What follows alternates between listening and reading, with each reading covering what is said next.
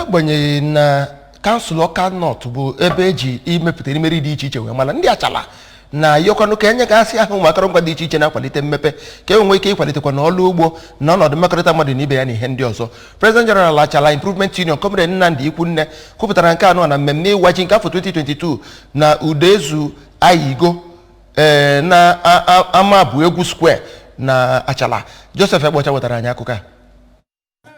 Maazị Ikwunne onye kpọrọ oku ka gọọmenti na-anya maka mkpadịrị ya bụ obodo ọkachasị ọrụ gbasara mmepe obodo iji hụ na erimeri bụ nke dị ka a chọrọ na mpaghara ebe ahụ, kpọrọ ndị mmadụ oku ọkachasị ndị ntorobịa ka ha were ya bụ ohere nrọpụta ọchịchị a ga-eme n'afọ 2023 wee rọpụta ndị ga-abagide ọrụ ga-abụ nke ga-abụ ọchịchọ ebumnobi ọra mmadụ. Ọ kọwara na ji bụ nke dị mkpa na omenala ndị Igbo nakwa omenala ndị obodo Achalla. Onye isi otu Udezu Welfare Association ma bụrụkwa onye isi ya bụ mmemme bụ Maazị Ifeanyị Atụanya kọwara na n'agbanyeghị na ọtụtụ ndị obodo Achalla bụ ndị bi na mpaghara dịgasị iche iche na-abụghị obodo Achalla na ha na-enwekwa mmasị na akọmọrụ ugbo a na-eme n'obodo Achalla, ma kpọzie gọọmenti n'ogo dị iche iche oku ka ha gbaa mbọ hụ na ha gboro mkpa dịrị ndị ọrụ nakwa ha mmadụ na ya bụ mpaghara, ọkachasị inye ha akụrụngwa eji akọ ugbo nakwa ime ka ọrụ mmepe bụrụ nke gbasara na ya bụ mpaghara.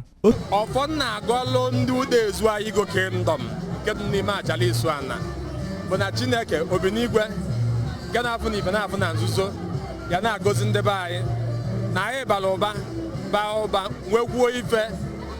na Chineke ya eme amala anyị na-enwe ogologo ndụ na arụ isi ike na-enwekwa ibe anyị eji wee na-ebi ndụ na-ejekwara Chineke ozi ka obodo anyị bụ Udezu wee na-aga n'iru, obodo anyị bụ Achalla na Ọka North na Anambra steeti wee na-agakwazị n'iru n'aha Jizọs. Otu nwaafọ obodo ahụ eji afa ya eje mba bụ Maazị Kinsilo ya mmadụ onye kọwara ya bụ mmemme erim ji afọ 2022 dịka nke pụrụ iche kelere Gọvanọ Soludo maka ịbagide ọrụ okporo ụzọ Amansi Obofe Mmili bụ nke ọ kọwara na ọ bụ nke ga-enye aka fụ na emepere ya bụ mpaghara, ma kọwakwa na ọtụtụ ọrụ mmepe ndị ọzọ dịka nke ọ kpọrọ Agric Free Trade Zone ga-enyekwa aka hụ na ọrụ ugbo nakwa ọnọdụ azụmahịa ga-abụ nke ga na-aga n'iru na ya bụ obodo ya nakwa mpaghara Ọka North niile. Onye ji ọkwa odeakwụkwọ Alụ Achalla bụ ndị na-ahụ maka omenala ndị obodo Achalla bụ Maazị Ezewulu Mmadụbụeze kwuru okwu n'aha ndị otu ahụ nakwa ndị okenye ndị ọzọ na ya bụ mmemme emerubere n'ogige ama egwu dị na ya bụ obodo ma bụrụ nke a nọ n'ime ya tie mmanwụ ma gbakwa egwu ọdịnala dịgasị iche iche na ya bụ mmemme bụ nke emerubere ka ya bụ igwe obodo wachara ji site n'obodo Achalla nke dị n'okpuru ọchịchị Ọka North. Abụ m Joseph Egbocha maka akụkọ ụwa ABS.